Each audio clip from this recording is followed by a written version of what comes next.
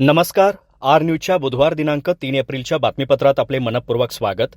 या बातमीपत्राचे प्रायोजक आहेत महालक्ष्मी TMT बार्स, नाते अविरत जुळते आणि प्रत्येकाच्या मनातील चव जपणारे महालक्ष्मी सुरेश मसाले. आजच्या बातमीपत्रात प्रथम पाहूयात गल्लीपासून ते दिल्लीपर्यंतच्या ताज्या घडामोडींचा धावता आढावा आणि स्थानिक बातम्यांमध्ये पाहूयात वीरशैव बँकेचे चेअरमन सदानंद हत्तरगी यांचे अल्पशः आजाराने निधन. वयाच्या 50व्या वर्षी बेळगाव येथील KLE हॉस्पिटलमध्ये घेतला अखेरचा श्वास. विविध मान्यवरांनी शोकसभेत दिली श्रद्धांजली. हाजगोळी येथील खून प्रकरणी एका अल्पवयीन मुलासह एका तरुणाला अटक. शेतीच्या वादातून अल्पवयीन पुतण्यानेच काढला काकाचा काटा. नातेवाईकाच्या मदतीने केला होता पुरावे नष्ट करण्याचा प्रयत्न. हत्तीकडून हडलगे येथे JCB मशीनची मोडतोड. शेतात पाईपलाईनही विस्कटली. वन विभाग ठरतोय हत्तीपुढे हतबल. इंदोरीकरांच्या कीर्तनी रंगले चंदगडवासी.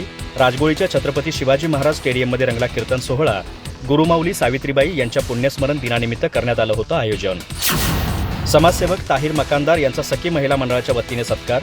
मकानदार यांच्या वाहतूक नियंत्रणाच्या समाजाभिमुख कामाची घेतली नोंद. रमजान महिन्यात उन्हात उभे राहून केलेले समाजकार्य कौतुकास्पद. चंदगड पोलिसांबाबत उपाधीक्षक कार्यालयात तक्रार.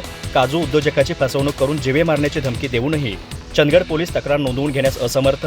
न्याय मिळावा अशी पोलीस उपाधीक्षक रामदास इंगवले यांना साकडे. मुतनाळ येथील SD हायस्कूलमध्ये पारितोषिक वितरण समारंभ उत्साहात संपन्न. प्राचार्य AB गलगुंजी यांच्या अध्यक्षतेखाली झाला कार्यक्रम. हेब्बाळचे केंद्र मुख्याध्यापक अरुण देशपांडे यांची होती प्रमुख उपस्थिती.